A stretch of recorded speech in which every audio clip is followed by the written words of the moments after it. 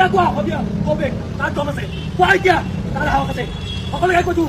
কোনে আমাৰ মানুহক মাৰিছে কিন্তু এটা এটা তোমাৰ কিন্তু হিচাপ লোৱা হ'ব এই কথাটো তুমি নাজানে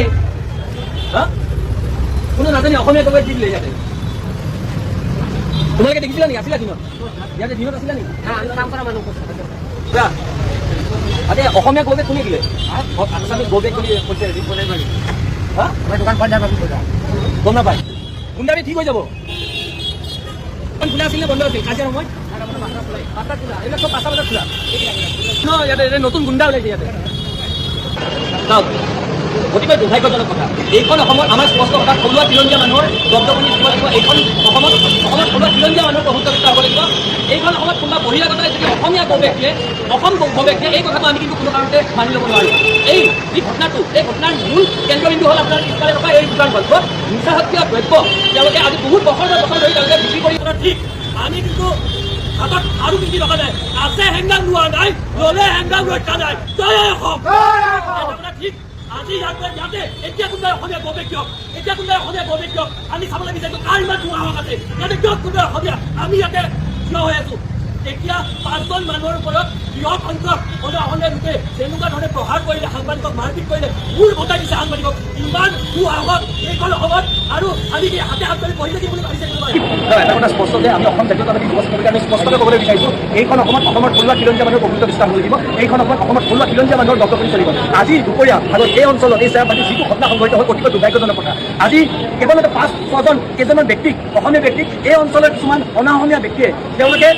জোৰজবস্তি তেওঁলোকক মাৰধৰ কৰিছে ইয়াৰ উপৰিও সাংবাদিকক তেওঁলোকক প্ৰহাৰ কৰা পৰিলক্ষিত হৈছে মূৰ ফুটাই দিছে ইয়াৰ উপৰি আমি খবৰ পাইছোঁ যে পুলিচ বিষয়া পৰ্যন্ত আহত হ'বলগীয়া পৰিস্থিতি সৃষ্টি হৈছে এইখন অসমত অনাঅসমীয়াসকলৰ দপদপনি ইমান বেছি কেনেকৈ হ'ল আমি এটা কথা স্পষ্ট কৰি ক'বলৈ বিচাৰিছোঁ আমি অসমীয়া মানে আমি অসমবাসী সকলোকে মৰম কৰোঁ সকলোকে আমি আঁকোৱালি লওঁ কিন্তু আমাৰ যদি সহজ সৰলতা কোনোবাই আমাৰ দুৰ্বলতা বুলি ভাবে আমি কিন্তু শান্ত হৈ নাথাকোঁ এই কথাটো স্পষ্ট আজি যি দুপৰীয়া যি ঘটনা সংঘটিত হ'ল যি পেটৰ কালপিতে আজি অসমীয়া লোকসকলক মাৰি আহত কৰিলে আজি যি সংবাদকৰ্মীক মাৰি আহত কৰিলে তেওঁলোকক অনতিপলমে কৰায়ত্ব কৰি দৃষ্টান্তমূলক কঠোৰৰ পৰা কঠোৰতম শাস্তি দিয়া ব্যৱস্থা কৰিব লাগিব অন্যথা কিন্তু আমি কিন্তু অসমবাসী ৰাইজৰ সহযোগত আমি অসম জাতীয়তাবাদী যুৱ ছাত্ৰ পৰিষদে এই অঞ্চলৰ সমগ্ৰ যাতায়াত পৰিৱেশ দোকান পোহাৰ ব্যৱসায়িক প্ৰতিষ্ঠান স্তব্ধ কৰি দিবলৈ আমি বাধ্য হ'ম আমি কিন্তু এটা কথা স্পষ্টকৈ ক'বলৈ বিচাৰিছোঁ এই যি আমাৰ পিছফালে থকা এই নিচাযুক্ত দ্ৰব্য পোৱা এই স্থানটো এই ভাং বা নিচাযুক্ত দ্ৰব্য পোৱা এই স্থানটোৰ ওপৰত কেন্দ্ৰ কৰি আজি গোটেই কাজিয়াখন সংঘটিত হৈছিল কিছু সংখ্যক লোকে এই নিচাযুক্ত দ্ৰব্য পোৱা এই স্থানটো বন্ধ কৰিবলৈ আহিছিল তেতিয়া এই অঞ্চলৰ কিছুসকল এওঁলোকে পুহি থোৱা এই ভেৰনীয়া গুণ্ডাই সেই কেইজনমান অসমীয়া লোকৰ বেয়াকে প্ৰহাৰ কৰিলে তাৰ ভিতৰত পুলিচ কৰ্মচাৰী আৰু সংবাদ মাধ্যমৰ লোকসকলেও তেওঁলোকে অন্তৰ্ভুক্ত হৈ আছে আমাৰ কথা এটা স্পষ্ট আমাৰ অসমীয়াৰ ওপৰত যদি কোনোবাই এনেকে দপদপনি চলাব চেষ্টা কৰে আক্ৰমণ চলাব চেষ্টা কৰে আমি কিন্তু শান্ত হৈ নাথাকোঁ এইখন অসম আমাৰ অসম এইখন অসমত আমাৰ অসমীয়া কোনো খিলঞ্জীয়া মানুহৰ দপদপনি চলিব কোনোবাই বহিৰাগত যদি ভাবিছে আমি মৰম কৰোঁ বুলিয়ে আমাৰ মূৰৰ ওপৰত কাণ্ডৱ নাছিলোঁ আৰু আমি চুপচাপ কৰি থাকিম এই কথাটো হ'ব নোৱাৰে তেওঁলোকে কেনেকৈ সাহস পালে এইখন অসমত এই গুৱাহাটীৰ মাজমজিয়াত তেওঁলোকে অসমীয়া গৌবেক দিছে তেওঁলোকে অসম গৌবেক দিছে ইমান দুঃসাহস ইমান সাহস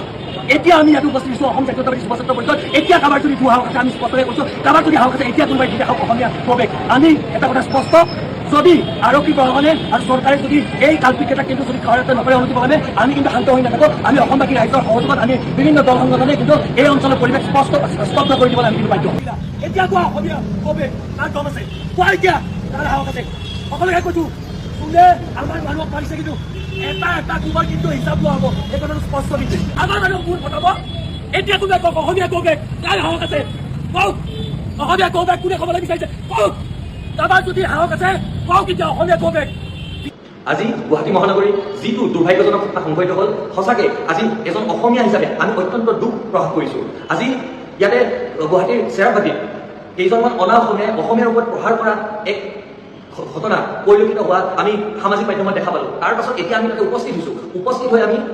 সেই দোকানবোৰত আমি সোধপোছ কৰিছোঁ যে কোনে অসমীয়া গৌবেক দিছিলে কোনে আমাৰ অসমীয়া ডেকাসকলক তেনেকৈ প্ৰহাৰ কৰা দুঃসাহস কৰিলে আৰু আমি গম পালোঁ যে এই ঘটনাত সাংবাদিক পৰ্যন্ত আহত হ'বলগীয়া হৈছে ইয়াতকৈ দুখৰ কথা আৰু লাজৰ কথা কিবা হ'ব পাৰে নেকি এইখন অসমত যদি অসমীয়াৰ ওপৰতে এনেকৈ প্ৰহাৰ কৰে এইখন অসমত যদি অসমীয়াকে এনেকৈ ৰঙা চকু দেখুৱাই দপদপনি কৰে অসমীয়াৰ ওপৰতে তেনেহ'লে এই কথাটো কিন্তু আমি কোনো কাৰণতে মানি নলওঁ এইখন অসমত অসমৰ থলুৱা খিলঞ্জীয়া মানুহৰ দপদপনি চলিব এই কথাটো স্পষ্ট আৰু যদি কোনোবাই ভাবিছে যে আমাক ৰঙা চকু দেখুৱাই এইখন অসমত আমি অসমীয়াসকলে সকলোকে মৰমেৰে আঁকোৱালি ল'বলৈ বিচাৰোঁ কিন্তু আমাৰ যিখিনি মৰম আমাৰ যিখিনি সহজ সৰলতা সেইখিনিকে যদি কোনোবাই দুৰ্বলতা বুলি ভাবিছে তেনেহ'লে তেওঁলোকে মূৰ্খৰ চকুত বাস কৰিছে আৰু ভৱিষ্যতে যেন এনেকুৱা ধৰণৰ কাৰ্যকাৰখানা সংঘটিত নহয় তাৰ বাবে আৰক্ষীসকলে চোকা দৃষ্টি দিব লাগে আৰু যিসকলে এই ঘটনাটো সংঘটিত কৰিলে, আমাৰ সাংবাদিকক আহত কৰিলে, আমাৰ যিখিনি অসমীয়া লোক তেওঁলোকৰ ওপৰত প্ৰহাৰ কৰিলে, তেওঁলোকক অনতিপলমে কৰায়ত্ব কৰিবলৈ আমি দাবী উত্থাপন কৰিছোঁ।